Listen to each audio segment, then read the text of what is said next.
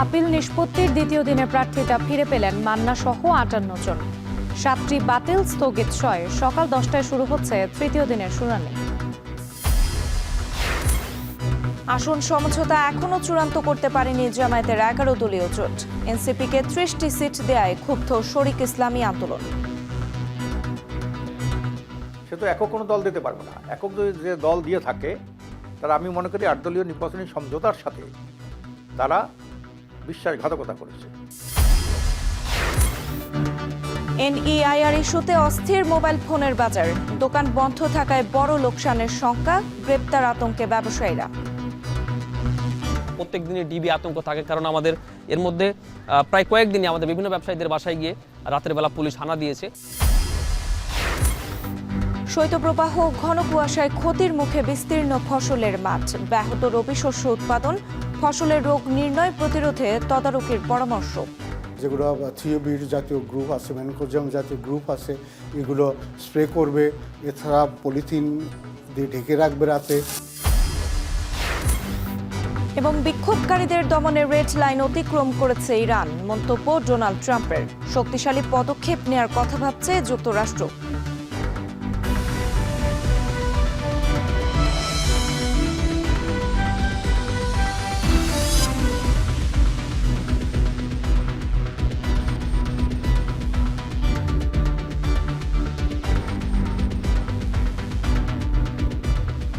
স্বাগত এখন বাজারে।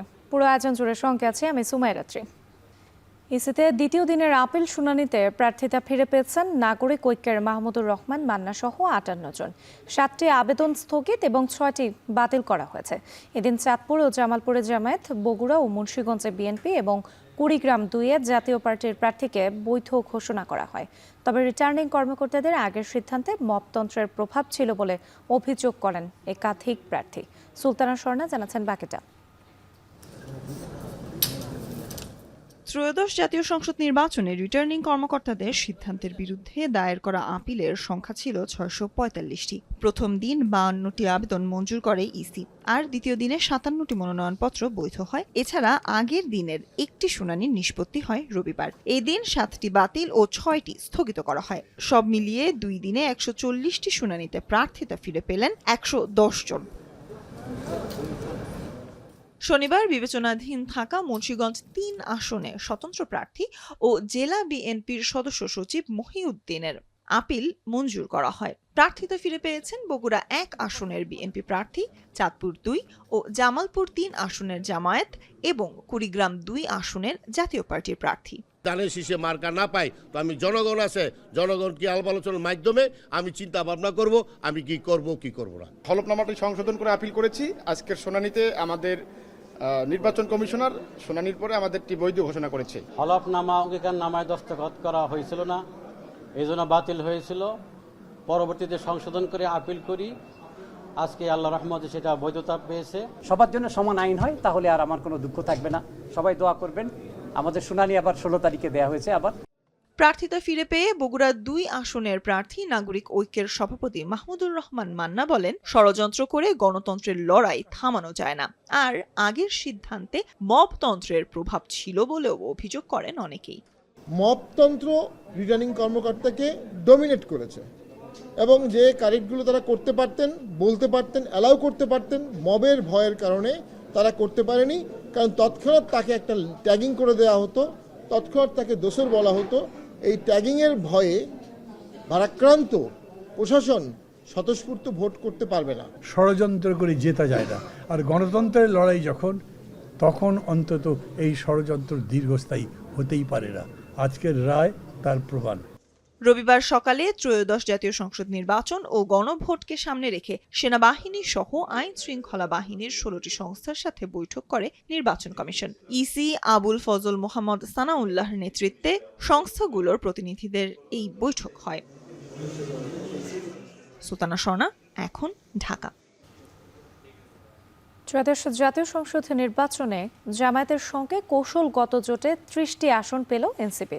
তবে এনসিপির ৩০ আসনের খবর জামায়াত নিশ্চিত করলেও ইসলামী আন্দোলন বলছে, আগেই এনসিপির ৩০টি আসন চূড়ান্ত হলে বিশ্বাসঘাতকতা হবে ইসলামী সমমনা ১১ দলের সঙ্গে। তবে আসন সমঝোতা চূড়ান্ত করতে চুলচেরা বিশ্লেষণ চলছে শরিক দলগুলোর। আরও জানাচ্ছেন রাজু আহমেদ।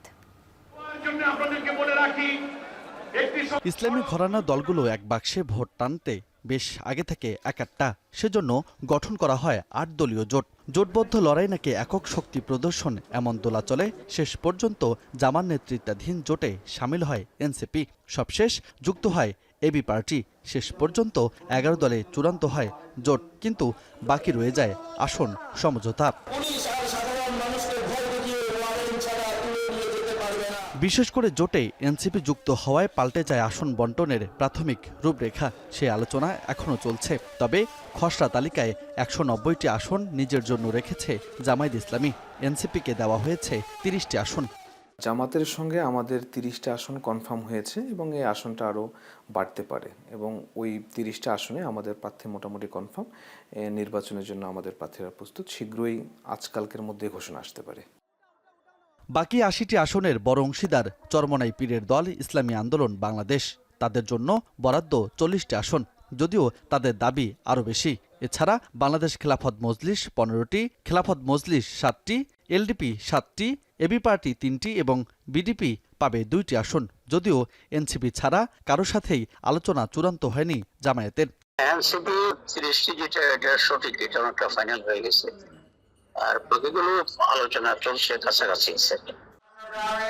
জোটের বাকি শরিকদের আসন সমঝোতা চূড়ান্ত হওয়ার আগে শেষ সময় এসে যোগ দেওয়া এনসিপিকে ৩০টি আসন দেওয়ায় ক্ষুব্ধ বাংলাদেশ ইসলামী আন্দোলন। তারা বলছে এই বন্দোবস্ত জোটের শরিকদের সঙ্গে বিশ্বাসঘাতকতার শামিল। নাহিদুল ইসলাম বলেছে যে আমি জামাতের সাথে জোট করি নাই, আমরা ৮ দলের সাথে নির্বাচনী সমঝোতা করেছি। এটা কিন্তু উনি বলেছে। তা ওনাকে যদি আসন দিতে হয় তো ৮ দল সম্মিলিতভাবে তোকে আসন দেবে। সে তো একক কোনো দল দিতে পারবে না। একক যদি যে দল দিয়ে থাকে তারা, আমি মনে করি ৮ দলীয় নির্বাচনী সমঝোতার সাথে তারা বিশ্বাসঘাতকতা করেছে। আসন ভাগাভাগির এই জটিল সমীকরণ সমাধান করে ১১ দল কি পারবে একই ছাতার নিচে দাঁড়াতে, নাকি ভোটের আগেই চির ধরবে সমঝোতায়, সেটি এখন বড় প্রশ্ন। রাজু আহমেদ, এখন, ঢাকা।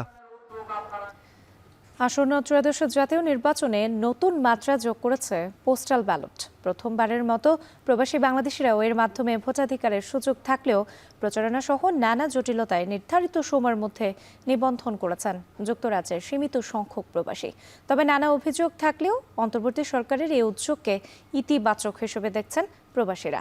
ভবিষ্যতে প্রক্রিয়া আরও সহজ করার দাবি জানিয়েছেন তারা। যুক্তরাজ্য থেকে আরও জানাচ্ছেন শরীফুল ইসলাম চৌধুরী। দরজায় কড়া নাড়ছে ত্রয়োদশ জাতীয় নির্বাচন। দেশ পেরিয়ে প্রবাসেও বইছে ভোটের হাওয়া। পোস্টাল ব্যালটের মাধ্যমে প্রথমবারের মতো ভোটাধিকার পাচ্ছেন প্রবাসী বাংলাদেশিরা। এই সুযোগ পেয়ে আনন্দ প্রকাশ করেছেন যুক্তরাজ্য প্রবাসীরা। দীর্ঘদিনের দাবি পূরণ হওয়ায় নির্বাচন নিয়ে তাদের মধ্যে দেখা দিয়েছে বাড়তি আগ্রহ আর উৎসাহ। যারা আছেন বিভিন্ন সংগঠনের নেতৃবৃন্দ বিভিন্নভাবে এটাকে দাবি তুলেছেন। দাবি ধীরে ধীরে বাস্তবায়িত হতে দীর্ঘদিন সময় লেগেছে এবং সেই দীর্ঘদিন পরে যে আমরা ভোট দিতে পারছি এটা খুবই খুশির খবর। আমরা কিন্তু খুব ভেরি ইমপ্রেস এই ভোটার আমাদেরকে অ্যাড করার জন্য। তবে প্রচারণার অভাব ও নানাবিধ জটিলতার কারণে অনেক প্রবাসী নিবন্ধন করতে পারেননি। যুক্তরাজ্যে প্রায় ৭ লাখ প্রবাসী বাংলাদেশি বসবাস করলেও নিবন্ধন করেছেন মাত্র ৩২,৪১৪ জন। তবুও প্রথমবার ভোট দেওয়ার সুযোগ পাওয়ায় সন্তোষ প্রকাশ করেছেন অনেকে। স্বাধীনতার ৫৪ বছর পর আমরা অধিকারটা আমরা ফিরে পেয়েছি। আমরা চাই আগামী দিনে যে সরকার আসবে সেই সরকার যাতে আমাদের এই যে পোস্টাল ভোটের যে সিস্টেমটা যাতে জারি রাখে, চালু রাখে। পোস্টাল ভোট বিডি অ্যাপের মাধ্যমে বিশ্বের বিভিন্ন দেশে অবস্থানরত প্রবাসীদের ভোটার তালিকায় নিবন্ধন প্রক্রিয়া শুরু হয় গেল ১৮ নভেম্বর। আর ৫ জানুয়ারি ছিল যুক্তরাজ্য প্রবাসী বাংলাদেশিদের ভোট রেজিস্ট্রেশনের শেষ দিন। বিশ্বের ৪০টি দেশে অবস্থানরত প্রবাসী বাংলাদেশিরা পোস্টাল ভোটে আবেদন করার সুযোগ পেয়েছেন। শরীফুল ইসলাম চৌধুরী, এখন, লন্ডন। শৃঙ্খলার নামে চালু হয়েছিল NEIR, কিন্তু সেই শৃঙ্খলাই অচল করে দিয়েছে দেশের মোবাইল বাজার। 2 সপ্তাহ ধরে তালাবদ্ধ রাজধানীর বড় বড় মোবাইল মার্কেট। একদিকে হচ্ছে আতঙ্কে ঘরবাড়ি ছেড়েছেন ব্যবসায়ীরা, অন্যদিকে কোটি কোটি টাকার লোকসানের শিকার হয় নিঃস্ব হওয়ার সংখ্যায় লাখো পরিবার। বিস্তারিত জানাচ্ছেন শাহরিয়ার জামান পুলক। ফ্লোর জুড়ে শুনশান নীরবতা। ক্রেতা বিক্রেতাদের ভিড়ে দোকানগুলো প্রতিদিন মুখর থাকলেও নেই আগের সেই কোলাহল। শাটারও বন্ধ, ঝুলছে তালা। এমন চিত্র গেল ২০ বছরেও দেখেনি কেউ। চিত্রটি রাজধানীর বসুন্ধরা সিটি ও যমুনা ফিউচার পার্কের মোবাইল মার্কেটের। প্রায় ২ সপ্তাহ ধরে রাজধানীর সবচেয়ে বড় এই 2 মোবাইল মার্কেট ছাড়াও বন্ধ রয়েছে দেশের প্রায় সব মোবাইল মার্কেট, যার মূলে জাতীয় ইকুইপমেন্ট আইডেন্টিটি রেজিস্ট্রেশন বা এনআইআর সিস্টেম চালু। ব্যবসায়ীদের 3 মাস সময় বেঁধে দিলেও 2026-এর শুরুতেই বন্ধ হয়ে যায় আনঅফিসিয়াল সব মোবাইল হ্যান্ডসেট। বারবার সংলাপ কিংবা শুল্ক কমানোর আবেদন করা হলেও তা আমলে না নেয়ায় ক্ষুব্ধ হন মোবাইল ব্যবসায়ীরা। দাবি আদায়ে বিক্ষোভ করলেও চলে ধরপাকড়। যদিও ব্যবসায়ীদের দাবি বিটিআরসি ভবনে ভাঙচুরের সঙ্গে জড়িত বহিরাগতরা, অযথা তাদের গ্রেপ্তার করে হয়রানি করা হচ্ছে। 1 তারিখে বিটিআরসিতে আমরা ব্যবসায়ীরা যাই আর কি, তো ওইখানে যাওয়ার পরে হয়েছে যে আমাদের মাঝে কিছু বহিরাগত লোক ঢুকে বিটিআরসিতে ভাঙচুর চালায়। ওই দিনই আমাদের মোটামুটি 45 জন ব্যবসায়ী স্টাফ মিলে গ্রেপ্তার করা হয়। যে আমরা ব্যবসায়ীরা আসলে বাসায় ঘুমোতে পারি না, প্রত্যেক দিনই ডিবি আতঙ্ক থাকে, কারণ আমাদের এর মধ্যে প্রায় কয়েকদিনই আমাদের বিভিন্ন ব্যবসায়ীদের বাসায় গিয়ে রাতের বেলা পুলিশ হানা দিয়েছে। মোবাইল ব্যবসায়ীদের অভিযোগ, পরিকল্পনা ও প্রস্তুতি ছাড়াই হঠাৎ এই সিস্টেম চালু করায় পুরো বাজার অচল হয়ে পড়েছে। তারা বলছেন এনআইআর সিস্টেমের ডেটাবেস ভারতে হওয়ায় তথ্য চুরির পাশাপাশি একই ব্যক্তির নামে একাধিক আইএমইআই নম্বর নিবন্ধন হওয়ার আশঙ্কা রয়েছে। এটা ডেটাবেস কেন দিল্লিতে হবে? তথ্য আপনার আমার যাচ্ছে দিল্লিতে, স্টোর হচ্ছে দিল্লিতে।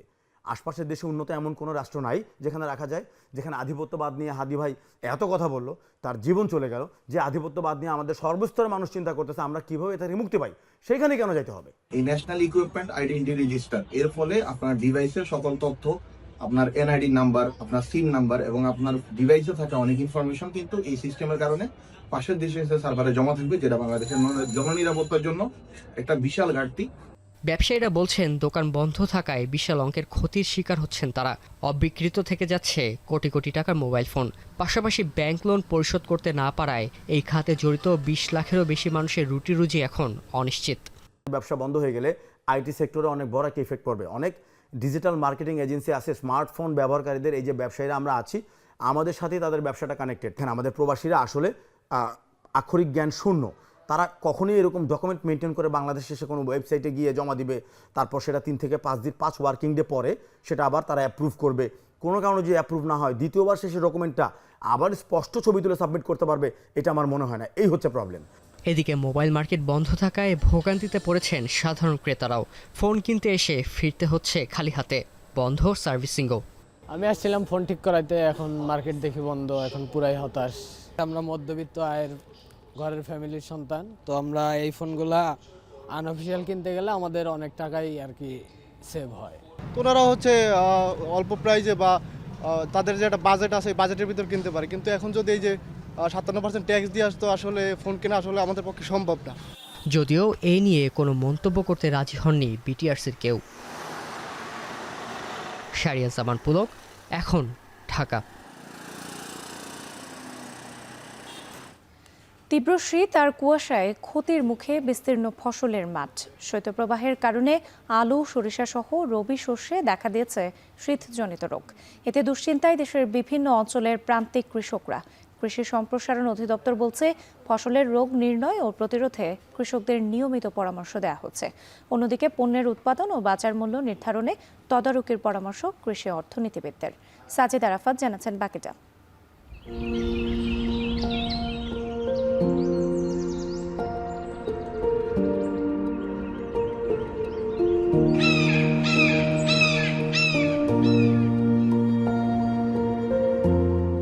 দৃষ্টি আটকে যায় কুয়াশায়।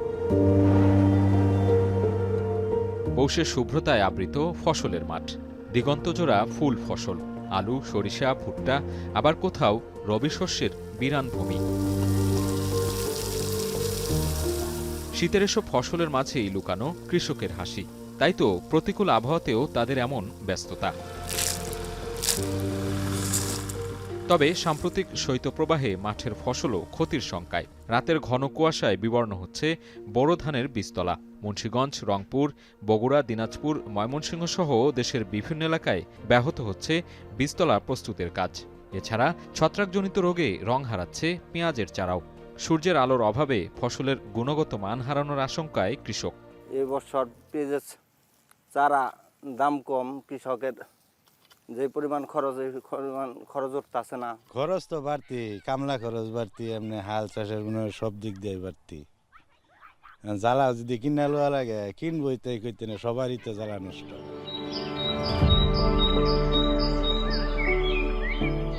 পর্যাপ্ত সূর্যের আলো না থাকায় মৌসুমের অন্যতম প্রধান ফসল আলুতে দেখা দিয়েছে লেট ব্লাইট বা মরক রোগের ঝুঁকি।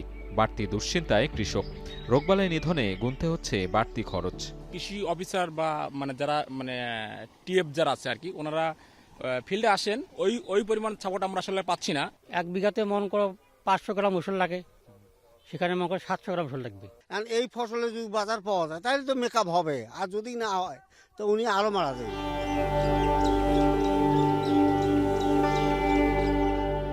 এছাড়া অতিরিক্ত শীতে বিভিন্ন এলাকার সর্ষে ফুলে দেখা দিয়েছে পাতা ঝলসানো রোগ। শীতকালীন সবজিতেও বেড়েছে পোকার উপদ্রব। লোকসানের আশঙ্কায় কৃষক। শীতের জন্য সারও বেশি দেওয়া লাগতেছে, ওষুধ সপ্তাহে 2 বার করে দেওয়া লাগতেছে। এই ডাটা পোকে ধরে, আমরা কীটনাশক ওষুধ দিই। এমন বাস্তবতায় কৃষি সম্প্রসারণ অধিদপ্তর বলছে, শৈত্যপ্রবাহের কারণে বিভিন্ন ফসল ক্ষতির শঙ্কায় পড়েছে। তবে শীতজনিত ক্ষতি থেকে ফসল রক্ষায় মাঠ পর্যায়ে জরুরি দিক নির্দেশনা ও বিশেষ কৃষি আবহাওয়া পরামর্শ দেয়া হচ্ছে বলে দাবি তাদের। উৎপাদন ব্যাহত হওয়ার কোনোই আশঙ্কা করছি না। এই শৈত্যপ্রবাহ হয় এবং আমরা সেই ব্যবস্থাগুলিও নিয়ে থাকি। এখন আধুনিক অনেক কৃষি ব্যবস্থা হয়েছে। কোল্ড ইনজুরি থেকে রক্ষা করার জন্য কিছু ছত্রাকনাশক আছে, যেগুলো থিওবির জাতীয় গ্রুপ আছে, ম্যানকোজিয়াম জাতীয় গ্রুপ আছে, এগুলো স্প্রে করবে। এছাড়া পলিথিন দিয়ে ঢেকে রাখবে রাতে।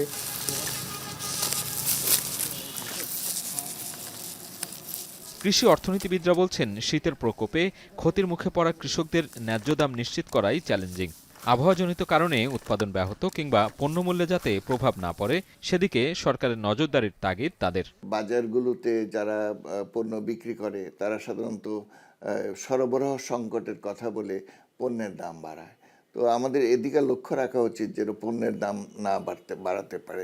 সেই ফসল ক্ষতিগ্রস্ত হবে সেগুলো যাতে আবার সারিয়ে নেওয়া যায় এবং পুষিয়ে নেওয়া যায়, তার জন্য কৃষি সম্প্রসারণ বিভাগকে খুবই অ্যাক্টিভ রোল প্লে করতে হবে। মাঠ ভরা ফসল নিয়ে কৃষকের যে স্বপ্ন, তাতে প্রকৃতি বাদ সাধলেও তাদের রক্ষা কবচ হতে পারে টেকসই উৎপাদন ব্যবস্থা ও ফসল সংরক্ষণে প্রণোদনা। সাজিদ আরাফাত, এখন, ঢাকা। উত্তরের জেলা পঞ্চগড়ের উপর দিয়ে বয়ে যাচ্ছে শৈত্যপ্রবাহ। টানা 3 দিন ধরে দেশের সর্বনিম্ন তাপমাত্রা বিরাজ করছে এখানে। পৌষের দাপটে দুর্ভোগে বেড়েছে নিম্ন আয়ের মানুষের। এ নিয়ে আরও জানাতে পঞ্চগড় থেকে যুক্ত হচ্ছেন লুৎফর রহমান। লুৎফর, শীতের দাপট থেকে সাধারণ মানুষকে রক্ষায় কোনো ধরনের সরকারি বা সামাজিক উদ্যোগ নেওয়া হচ্ছে কিনা?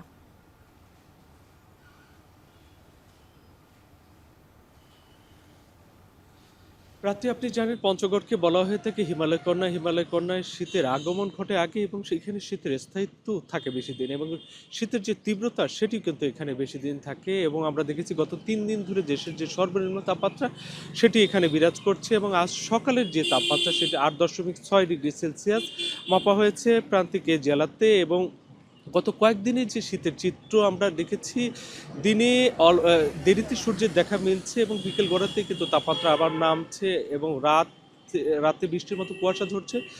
সকাল 10টা-11টা পর্যন্ত কখনো কখনো ঘন কুয়াশায় আচ্ছন্ন থাকছে চারপাশ। আর এই শীতের তীব্রতা বাড়ায় পঞ্চগড়ে বিরাট অঙ্কের খেটে খাওয়া মানুষ, যারা দৈনিক আয় নির্ভর মানুষ, দিন এনে দিন খান, এই শ্রেণীর মানুষরা কিন্তু বিপাকে পড়েছেন। বিশেষ করে বলতে চাই, পঞ্চগড়ের নদীর যারা বালু পাথর শ্রমিক রয়েছেন, করতোয়া, মহানন্দা সহ বিভিন্ন নদীতে নেমে যারা বালু এবং পাথর উত্তোলন করে জীবিকার নির্বাহ করে থাকেন, এই শ্রেণীর মানুষের কষ্ট সবচেয়ে বেশি। তারা বরফের মতো ঠান্ডা পানিতে নেমে বালি এবং পাথর আহরণ করতে বাধ্য হচ্ছেন। তার পাশাপাশি আমরা দেখেছি পঞ্চগড়ে যারা অসহায় নিম্ন আয়ের মানুষ রয়েছেন, তারাও কিন্তু প্রয়োজনীয় সংখ্যক শীতবস্ত্রের অভাবে খড়কুটো জ্বালিয়ে শীত নিবারণের চেষ্টা করছেন। অনেকে বাড়ির উঠোনে বা রাস্তার পাশে আগুন করে তারা উষ্ণতা নেবার চেষ্টা করছেন। যদিও সরকারিভাবে বলা হচ্ছে এখন পর্যন্ত 21,000-এর মতো শীতবস্ত্র তারা বিতরণ করছেন। তবে জেলা প্রশাসনের পক্ষ থেকে বলা হয়েছে যে শীতের যে পরিমাণ বরাদ্দ এসেছে শীতবস্ত্রের, তা কিন্তু এই জেলার বিরাট অংশের মানুষের জন্য যথেষ্ট নয়। তার পাশাপাশি জানিয়ে রাখি, নির্বাচনকালীন সময়ের কারণে কিন্তু ত্রাণ কার্যক্রমেও কিছু বিধিনিষেধ আরোপ করা হয়েছে। আমরা আবহাওয়া অফিসের কর্মকর্তাদের সাথে কথা বলেছি, তারা আমাদের জানিয়েছেন যে আগামী কয়েকদিন কিন্তু তাপমাত্রা এই একঙ্কেই বিরাজ করবে এবং দিনের যে সূর্যের দেখা মিলবে এবং তার পাশাপাশি তবে জানুয়ারিতে আরও কয়েকটি শৈত্যপ্রবাহের পূর্বাভাস রয়েছে। আর এই মুহূর্তে কিন্তু আসলে ঘন কুয়াশা যেটি সকালে ছিল সেটি কিন্তু কেটে গেছে এবং সূর্যের দেখা মিলেছে। আর সূর্যের দেখা পাওয়া মানেই প্রান্তিক জনপদের জন্য কিন্তু স্বস্তির খবর। তো রাত্রি এই ছিল আমার কাছে পঞ্চগড় থেকে শীতের সার্বিক চিত্র। উত্তরের জেলা পঞ্চগড়ের উপর দিয়ে বয়ে যাচ্ছে শৈত্যপ্রবাহ। এই নিয়ে বিস্তারিত জানাতে আমাদের সঙ্গে যুক্ত ছিলেন লুৎফর রহমান। ঘন কুয়াশা আর খেতে আগাম সবজির উৎপাদন কমে যাওয়ায় মানিকগঞ্জের আড়তগুলোতে সবজির সরবরাহ কমেছে। এর সরাসরি প্রভাব পড়েছে দামে। এক সপ্তাহের ব্যবধানে প্রায় সব ধরনের সবজির দাম কেজিতে বেড়েছে 5 থেকে 7 টাকা পর্যন্ত। এই পরিস্থিতি নিয়ে আরও জানাতে মানিকগঞ্জ সদর উপজেলার ভাটবাউর সবজির আড়ত থেকে যুক্ত হয়েছেন আসাদ জামান। আসাদ, সবজি উৎপাদন কমে যাবার ব্যাপারে কৃষক আর আড়তদাররা কি বলছেন?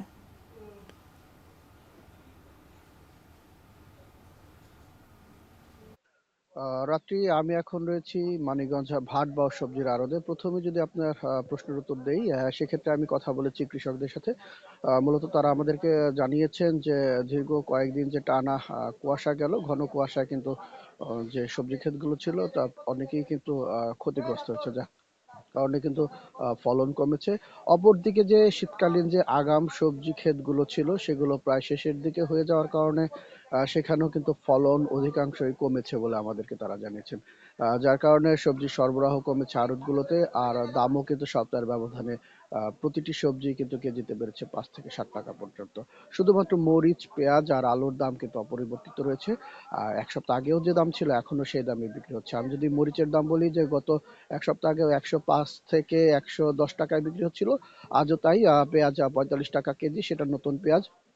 আর নতুন আলু সেটা 22 টাকা কেজি দরে বিক্রি হচ্ছে। অপরদিকে অন্যান্য সবজি যেমন কপি 25 টাকা, যে কপিগুলো আজ বিক্রি হচ্ছে 20 টাকার কপিগুলো বিক্রি হচ্ছে 25 টাকা। সিম 30 টাকার সিম, সেগুলো 37 টাকায় বিক্রি হচ্ছে। বেগুন 30 টাকারটা 35 টাকা কেজি, এবং টমেটো 40 টাকার টমেটো 47 থেকে 48 টাকা বিক্রি হচ্ছে। করলা 60 টাকা থেকে সেগুলো বেড়ে কিন্তু 65 টাকা হয়েছে। অপরদিকে যে মিষ্টি কুমড়া সেটা কিন্তু 25 থেকে 28 টাকা কেজিতে পৌঁছেছে। আর গাজর যেটা আমরা দেখতে পেয়েছি যে 30 টাকা পর্যন্ত কিন্তু উঠেছে, যে গত সপ্তাহ কিন্তু সেটা ছিল 25 টাকা কেজিতে। তো আমরা আড়তদারদের সাথে কথা বলেছি, মূলত তারাও আমাদেরকে একই উত্তর দিয়েছেন যে ঘন কুয়াশার কারণে অনেক দূর দূরান্তের যে সবজি ক্ষেতগুলো রয়েছিল সেগুলো কিন্তু নষ্ট হয়ে গেছে। আর সবজি সরবরাহ কমার কারণে কিন্তু এর প্রভাব পড়েছে খুচরা বাজারেও। কারণ আমরা জানি যে পাইকারি বাজারে যেসব সবজি 20-25 টাকা থেকে কিনতে হয় খুচরা বাজারিদের, সেগুলো কিন্তু বিক্রি হয় সেগুলো 40 টাকা পর্যন্ত। এখান থেকে যে খুচরা বাজারের দূরত্ব যত বেশি, তখন কিন্তু সেগুলোর দামও কিন্তু ক্ষেত্র বিশেষে বেশি হয় বলে আমাদেরকে খুচরা ব্যবসায়ীরা জানিয়েছেন। তারা জানিয়েছেন যে গত সপ্তাহে যে সবজিগুলো কিনতেন তারা এখন কিন্তু দাম বাড়ার কারণে তাদেরও দাম বাড়াতে হচ্ছে। এই যে আড়ত, এই আড়তে কিন্তু একেবারে ভোর থেকেই শুরু হয় বেচা কিনা, আর চলে কিন্তু 8টা, 8:30, 9টা পর্যন্ত। এখন মূলত যেগুলো বিক্রি হচ্ছে সেগুলো কিন্তু যারা বেশি পরিমাণ এনেছে এবং যাদের বিক্রি হয়নি, কিন্তু প্রথম যে বিক্রিগুলো সেগুলো কিন্তু একেবারে ভোরেই কিন্তু হয়ে থাকে বলে আমাদেরকে বিক্রেতারা জানিয়েছেন। এই যে আড়ত, এই আড়তে আমরা জেনেছি যে প্রায় 50 থেকে 60 লাখ টাকার সবজি প্রতিদিন বেচাকেনি হয়। তো রাত্রি এই ছিল আমার কাছে সবজির আড়ত থেকে সবশেষ সংবাদ। মানিকগঞ্জের সবজি বাজারের আড়ত থেকে যুক্ত ছিলেন আসাদ জামান। বরিশালে নানা অনিয়মের মধ্য দিয়ে চলছে বেসরকারি বিশ্ববিদ্যালয়গুলো। নেই স্থায়ী ক্যাম্পাস, ভাড়া বাড়িতেই চলছে সকল কার্যক্রম। ইতিমধ্যে একটি বেসরকারি বিশ্ববিদ্যালয়ের জানুয়ারি সেমিস্টারে নতুন শিক্ষার্থী ভর্তি কার্যক্রম বন্ধের নির্দেশ দিয়েছে বিশ্ববিদ্যালয় মঞ্জুরি কমিশন। এ ব্যাপারে কঠোর নজরদারি দরকার বলে মনে করেন সুশীল সমাজ। এদিকে ইউজিসি বলছে স্থায়ী সনদ পেতে হলে অবশ্যই নিজস্ব ক্যাম্পাস থাকতে হবে। মাহমুদুন নবীর দোলা ছবিতে আরও জানাচ্ছেন ফেরদাউস সোহাগ। উচ্চশিক্ষার জন্য বরিশাল বিভাগে রয়েছে 3টি বেসরকারি বিশ্ববিদ্যালয়। 2015 সালে গ্লোবাল ইউনিভার্সিটি বাংলাদেশ নামে প্রথম একটি বেসরকারি বিশ্ববিদ্যালয় স্থাপিত হয় বরিশালে। এরপর 2017 সালে গ্লোবাল ভিলেজ এবং 2018 সালে ট্রাস্ট ইউনিভার্সিটি স্থাপিত হয়। শুরু থেকে এখন পর্যন্ত 3টি ইউনিভার্সিটির কার্যক্রমই চলছে ভাড়াবাড়িতে। শিক্ষার্থীদের আছে নানা অভিযোগ। এমন প্রেক্ষাপটে চলতি বছরের জানুয়ারি সেমিস্টার থেকে গ্লোবাল ইউনিভার্সিটির নতুন শিক্ষার্থী ভর্তি বন্ধ রাখার নির্দেশ দেয় ইউজিসি। 3 বছরের কথা বলে 4 বছর করা, 7 সেমিস্টারের কথা বলে 8 সেমিস্টার করা। স্থায়ী ক্যাম্পাসের কথা হয়েছে, কিন্তু পরবর্তীতে এইটা দৃষ্টিনন্দনভাবে দেখা যায়নি। এখনো বর্তমানে কথা চলতেছে। প্রতিষ্ঠার 7 বছর পেরিয়ে গেলেও বরিশালের কোনো বেসরকারি বিশ্ববিদ্যালয়ই এখনো যেতে পারেনি নিজস্ব ক্যাম্পাসে। প্রথাগতভাবে যে সময়টা দেওয়া হয় সেটা পার হয়ে গেছে আমাদের। 1, 2 হলো আমি এটাকে আবার বর্ধমান সময়টা বাড়ানো হয়েছে। একই সময়ে বলবো যে আমাদের কাজ এই বর্ষাতে ধরার কথা ছিল, কিন্তু বৃষ্টির জন্য আমরা কাজ শুরু করতে পারিনি। বেসরকারি বিশ্ববিদ্যালয়গুলোকে কঠোর তদারকির মধ্যে আনা উচিত বলে মনে করেন সুশীল সমাজের প্রতিনিধিরা। অন্যদিকে বিশ্ববিদ্যালয় মঞ্জুরি কমিশনের চেয়ারম্যান বলছেন, স্থায়ী সনদ পেতে হলে অবশ্যই নিজস্ব ক্যাম্পাস থাকতে হবে। আমাদের এই বরিশালের 3টা বিশ্ববিদ্যালয় তারা যেন নিয়ম নীতির মধ্যে চলে সেই ব্যাপারে সরকারের দৃষ্টি আকর্ষণ করি। স্থানে যাওয়ার বিষয়ে কতটুকু অগ্রগতি, this was the first question I asked হিম। তো উনি বললেন যে হ্যাঁ, অলরেডি কাজ চলছে, একটা বিশাল একটা অট্টালিকা গড়ে তোলার চেষ্টাও হচ্ছে। তা আশা করি এগুলো দূর হবে। বেসরকারি বিশ্ববিদ্যালয় আইন অনুসারে বেসরকারি বিশ্ববিদ্যালয় প্রতিষ্ঠার পর প্রথম 7 বছরের মধ্যে নিজস্ব স্থায়ী ক্যাম্পাস স্থাপনে ব্যর্থ হলে ইউজিসির সুপারিশে সময়সীমা বাড়ানো যেতে পারে। আর এই সুযোগেরই অপব্যবহার করছে কিছু বেসরকারি বিশ্ববিদ্যালয়। ফেরদাউস সোহাগ, এখন, বরিশাল। পঞ্চগড়ের শহীদ ওসমান হাদির হত্যাকারীদের বিচার সহ 4 দফা দাবিতে করা বিক্ষোভে লাঠিচার্জ ও বাধা দেওয়ার ঘটনায় নিন্দা জানিয়েছে ইনকিলাব মঞ্চ। এক বিবৃতিতে সংগঠনের সদস্য সচিব আব্দুল আল জাবের বলেন, হাদি হত্যায় জড়িতদের গ্রেপ্তারে প্রশাসনের ব্যর্থতা আড়াল করতেই এমন হামলা করেছে রাষ্ট্রীয় বাহিনী। নাগরিক অবস্থানে হামলাকারীদের আইনের আওতায় আনা সহ ঘটনার ব্যাখ্যা জনতার সামনে স্পষ্ট করার আহ্বান জানানো হয় বিবৃতিতে। এর আগে রোববার দুপুর 2টায় ওসমান হাদির হত্যাকারীদের গ্রেপ্তার করে বিচার সহ 4 দফা দাবিতে বিক্ষোভ মিছিল বের করে শিক্ষার্থীরা। পরে একটি মিছিল বের হয়ে শহরের চৌরঙ্গি মোড়ে গিয়ে মহাসড়ক অবরোধ করে বিক্ষোভ করতে থাকেন তারা। এতে সড়কের 2 পাশে আটকা পড়ে শত শত যানবাহন। পরে বিকেল 4টার দিকে তাদের সড়ক ছেড়ে দিতে বলে সেনাবাহিনী। আন্দোলনকারীদের অভিযোগ, এক পর্যায়ে তাদের উপর লাঠি চার্জ করে সেনা সদস্যরা। এ সময় আহত হন বেশ কয়েকজন। তাদের পঞ্চগড় সদর হাসপাতালে ভর্তি করা হয়েছে। পরে রোববার রাতে বিক্ষোভ মিছিল নিয়ে জেলা প্রশাসকের কার্যালয় ঘেরাও করে বিক্ষুব্ধ শিক্ষার্থীরা। এর 3 ঘন্টা পর প্রশাসনের আশ্বাসে বিক্ষোভ তুলে নেন তারা। মেহেরপুরে দিন দিন জনপ্রিয় হচ্ছে সরিষার আবাদ। ভোজ্য তেলের পাশাপাশি সরিষার খৈল গোখাদ্য হিসেবে বেশ পুষ্টিকর। অল্প সময় ও কম খরচে অধিক মুনাফা পাওয়ায় অনেক চাষিরা ঝুঁকছেন সরিষা চাষের দিকে। এছাড়া সরিষার ক্ষেতে মৌ বক্স বসিয়ে মধু সংগ্রহ করেন মৌয়ালিরা। মোজায়েদ আল মুন্নার তথ্য ছবিতে দেখুন বিস্তারিত। হলুদের বর্ণিল সাজে সেজেছে প্রকৃতি। যতদূর চোখ যায় শুধু হলুদ আর হলুদ। বিস্তীর্ণ মাঠ জুড়ে হলুদের সমারোহ। এমন দৃশ্য দেখা মিলবে মেহেরপুর সদর, গাংনী ও মুজিবনগর উপজেলার বিভিন্ন মাঠে। প্রকৃতিপ্রেমীদের আনাগোনায় মুখরিত থাকে হলুদ সবুজের মিতালি সরিষা ক্ষেত। কৃষকরা জানান, প্রতি বিঘা সরিষা চাষে খরচ হয় মাত্র 4,500 টাকা, আর ফলন হয় বিঘা প্রতি 5 থেকে 6 মণ সরিষা। বর্তমানে প্রতি মণ সরিষার দাম 4,000 টাকা। সে হিসেবে প্রতি বিঘায় 15 থেকে 16,000 টাকা লাভ হবে বলে জানান চাষিরা। গাছ খুব ভালো হয়েছে বা বড় হয়েছে, ফল খুব ভালো হয়েছে, আশা করছি ভালো ফলন হবে। সারও বেশি লাগে না, সার অল্প সারে শস্য হয়ে যায়। 400-500 টাকা খরচ করলে শস্য অল্প সময়ের মধ্যে উঠে পড়ে। আমরা 1 বিঘা জমি সরষে বুনি, মনে করেন যে 4 মণ 3.5 মণ সরষে হয়। বিক্রয় করে দেখা যাচ্ছে 15-16 হাজার টাকা হয়। এদিকে সরিষা ক্ষেতের পাশেই মৌ বক্স বসিয়ে মধু সংগ্রহ করছেন মৌয়ালিরা। সরিষা ফুলের মধু কেজি প্রতি বিক্রি হচ্ছে 500 টাকায়, যা থেকে অর্ধ কোটি টাকার মধু উৎপাদনের লক্ষ্যমাত্রা ধরা হয়েছে। সরিষা ফুলের মধু শুধু খুচরা বিক্রি 500 টাকা কেজি বের করছি, বিক্রি হয়ে গেছে। 18 দিন হইলো দুপুর আমরা কালেকশন করেছি, 2 ভোরে আমরা 6 মণ মধু পেয়েছি। এখানে আমাদের মনে করেন কাজ করি, সংসার চলে। আর কৃষি বিভাগ বলছে সরিষা থেকে ভোজ্য তেলের পাশাপাশি ফুল থেকে খাঁটি মধু সংগ্রহ করতে কৃষকদের সব ধরনের সহায়তা করা হচ্ছে। সরিষা তেমন একটা হচ্ছে শেষ হচ্ছে 2 বা 3টা দিলে শেষ পরিমাণটা খুবই কম লাগে।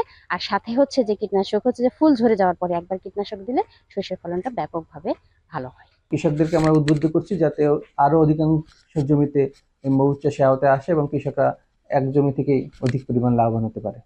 চলতি মৌসুমে জেলায় 7060 হেক্টর জমিতে সরিষার আবাদ হয়েছে, যা থেকে এবার মোট 9800 টন সরিষা উৎপাদনের লক্ষ্যমাত্রা রয়েছে। এখন মেহেরপুর। এবারে দেশের বাইরের প্রসঙ্গ। বিক্ষোভকারীদের দমন পীড়নের মাধ্যমে রেড লাইন অতিক্রম করেছে অভিযোগ তুলে ইরান সরকারের বিরুদ্ধে শক্তিশালী পদক্ষেপ নেওয়ার কথা ভাবছেন বলে জানিয়েছেন মার্কিন প্রেসিডেন্ট ডোনাল্ড ট্রাম্প। এমনকি ইন্টারনেট বন্ধ থাকায় বিক্ষোভকারীদের স্টার লিঙ্ক সুবিধা দেওয়ার প্রতিশ্রুতি দিয়েছেন তিনি। স্থানীয় সময় রোববার সাংবাদিকদের প্রশ্নের জবাবে এসব কথা বলেন তিনি। আর যদি প্রতিক্রিয়া হিসেবে ইরান যুক্তরাষ্ট্রের ঘাঁটিকে লক্ষ্যবস্তু করে তাহলে কি করা হবে এমন প্রশ্নের জবাবে ট্রাম্প বলেন, এমনভাবে আঘাত হানা হবে যার কখনোই করা হয়নি। এদিকে যুক্তরাষ্ট্র এবং ইসরায়েলের উস্কানিতে অস্থিতিশীল পরিস্থিতি তৈরি হয়েছে বলে অভিযোগ তুলেছেন ইরানের প্রেসিডেন্ট মাসুদ পেজেশকিয়ান। শত্রুদের টোপে পরিণত না হতে বিক্ষোভকারীদের সতর্কও করেছে তেহরান। নিহতদের শহীদ অভিহিত করে পালন করা হচ্ছে 3 দিনের রাষ্ট্রীয় শোক। সরকার বিরোধী বিক্ষোভে অন্তত 109 নিরাপত্তাকর্মী নিহত হয়েছেন বলে জানা গেছে। এছাড়া মানবাধিকার সংস্থার তথ্য বলছে সহিংস আন্দোলনে সব মিলিয়ে প্রাণহানি 500 ছাড়িয়েছে। আফ্রিকার সবচেয়ে বড় বিমানবন্দর নির্মিত হচ্ছে ইথিওপিয়ায়। $12.5 মিলিয়ন ব্যয়ে এই মেগা প্রকল্পের কাজ এরই মধ্যে শুরু হয়েছে। প্রকল্পের মোট ব্যয়ের 30% অর্থায়ন করবে ইথিওপিয়ান এয়ারলাইন্স, আর বাকি অর্থ আসবে আন্তর্জাতিক ঋণদাতাদের কাছ থেকে। বছরে 11 কোটি যাত্রী পরিবহনে সক্ষম হবে নতুন এই আন্তর্জাতিক বিমানবন্দর। বিস্তারিত জানাচ্ছেন তানভীর জনি। ইথিওপিয়ার রাজধানী আদিস আবিবা থেকে প্রায় 40 কিলোমিটার দক্ষিণ পূর্বে বিশফতু শহরে নির্মিত হচ্ছে নতুন একটি বিমানবন্দর। 4টি রানওয়ে বিশিষ্ট এই আন্তর্জাতিক বিমানবন্দরটি আফ্রিকার ইতিহাসের সবচেয়ে বড় বিমানবন্দর, যার নকশা ও বাস্তবায়নের দায়িত্ব পেয়েছে দেশটির রাষ্ট্রায়ত্ত বিমান সংস্থা ইথিওপিয়ান এয়ারলাইন্স। এই মেগা প্রকল্পের মোট ব্যয় $12.5 বিলিয়ন। এরই মধ্যে ভূমি উন্নয়নের কাজে বরাদ্দ দেওয়া হয়েছে $610 মিলিয়ন। মূল নির্মাণ কাজ শুরু হবে চলতি বছরের আগস্টে। We have submitted the feasibility study of the project to these potential financiers and many of them have expressed interest to participate. প্রকল্পের মোট ব্যয়ের 30% অর্থায়ন করছে ইথিওপিয়ান এয়ারলাইন্স। বাকি অর্থ আসবে আন্তর্জাতিক ঋণদাতাদের কাছ থেকে, যেখানে আফ্রিকান ডেভেলপমেন্ট ব্যাংক গুরুত্বপূর্ণ ভূমিকা রাখছে। এছাড়া মধ্যপ্রাচ্য, ইউরোপ, চীন ও যুক্তরাষ্ট্রের বিভিন্ন ঋণদাতা প্রতিষ্ঠানও প্রকল্পটিতে অর্থায়নে আগ্রহ দেখিয়েছে। ፈተና አልቦ ጉዞ የኢትዮጵያ አየር መንገድ አላደረገም። ፈተና አልቦ ጉዞ ኢትዮጵያም አታደርግም። ፈተናዎችን ተጋፍጣ ፈተናዎችን ተሻግራ የጸናችና የበለጸገች መሆን እንድትችል নতুন বিমানবন্দরটিতে একসাথে 270টি উড়োজাহাজ রাখার সুবিধা থাকছে। বছরে 11 কোটি যাত্রী পরিবহনে সক্ষম হবে এই বিমানবন্দর, যা দেশটির বর্তমান প্রধান বিমানবন্দরের সক্ষমতার চেয়ে 4 গুণ বেশি। কর্মকর্তারা এই প্রকল্পের মাধ্যমে ইথিওপিয়াকে বৈশ্বিক প্রবেশদ্বার হিসেবে প্রতিষ্ঠিত করার একটি কৌশলগত বিনিয়োগ হিসেবে বর্ণনা করেছেন। এটি দেশটির উচ্চাকাঙ্ক্ষার প্রতীক বলেও অভিহিত করেন প্রকল্পের এই কর্মকর্তা। ግን የተለያዩ ከሚድል ኢስት ከቻይና ከዩሮፕ ከዩኤስ የተለያዩ አበዳሪ ድርጅቶች ኢንቮልቭድ ሆነዋል። ይሄንን እንደ አንድ ቋት ውስጥ አስገብተን ነው የምንጠቀመው። আফ্রিকার বৃহত্তম বিমান সংস্থা ইথিওপিয়ান এয়ারলাইন্স 2024-25 অর্থ বছরে তারা 6টি নতুন রুট যুক্ত করেছে এবং সংস্থাটির আয়ও ধারাবাহিকভাবে বাড়ছে। তানভীর জনি, এখন বিশ্ব। এবার খেলা প্রসঙ্গ। ফ্র্যাঞ্চাইজি হাল ছেড়ে দেওয়ায় বিপিএল শুরুর আগেই যাত্রা শেষ হবার শঙ্কা ছিল চট্টগ্রাম রয়্যালস। এমনকি বিদেশি ক্রিকেটারের কোটাও পূরণ করতে পারেনি তারা। টুর্নামেন্ট শুরুর মাত্র একদিন আগে মালিকানা বদল হবার পর কোচ মিজানুর রহমান বাবুলের সান্নিধ্যে দুর্দান্ত পারফরম্যান্সে ঘুরে দাঁড়িয়েছে তারা। এছাড়া আকসুর তদারকি বিষয়েও নিজের অভিমত তুলে ধরেন তিনি। বিস্তারিত থাকছে প্রতিবেদনে। কিছু করার ছিল না, আমরা একদিনে কোথায় খেলোয়াড় পাবো। বিপিএল এর চলতি আসরে অপ্রত্যাশিত পারফরমেন্সে তাক লাগিয়ে দিয়েছে চট্টগ্রাম রয়্যালস। টুর্নামেন্টে খেলাই ছিল অনিশ্চিত, তবে সেই সংখ্যা কাটিয়ে মাহিদি শরীফুলরা রংপুর রাজশাহীকে ছাড়িয়ে এখন পয়েন্ট টেবিলের শীর্ষে। অবশ্য ইনজুরিতে রসিংটন ছিটকে পড়ায় বিপাকে পড়েছে দল। ফর্মে থাকা ইংলিশ ব্যাটারের বিকল্পের খোঁজে বন্দরনগরীর দলটি।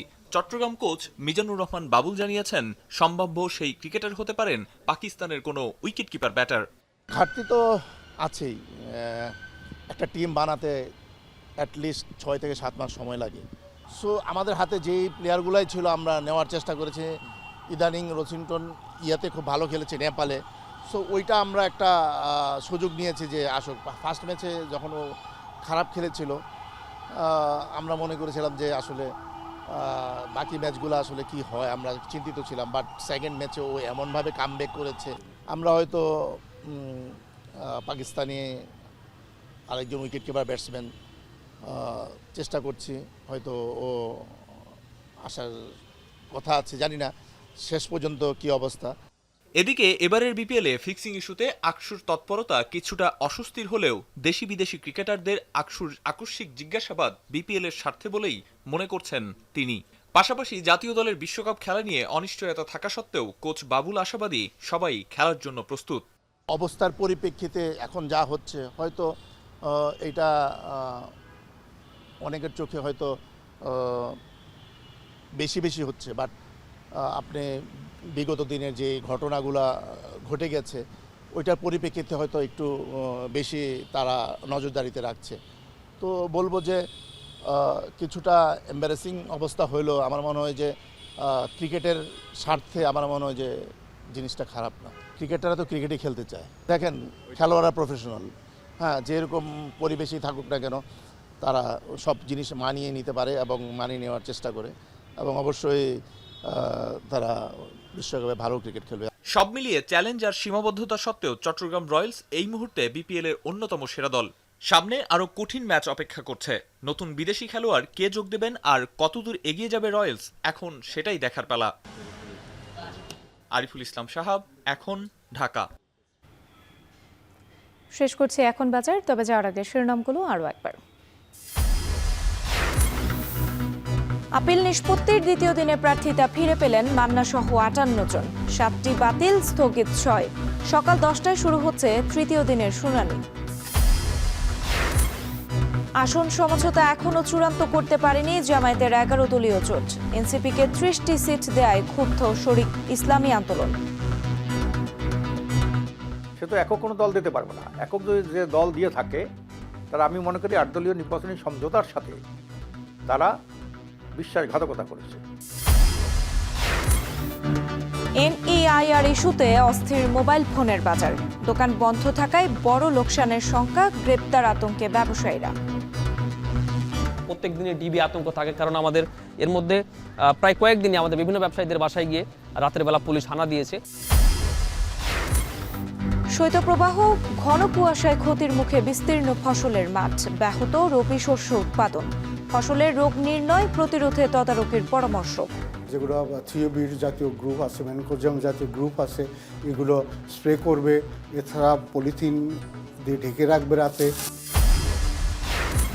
এবং বিক্ষোভকারীদের দমনের রেড লাইন অতিক্রম করেছে ইরান, মন্তব্য ডোনাল্ড ট্রাম্পের।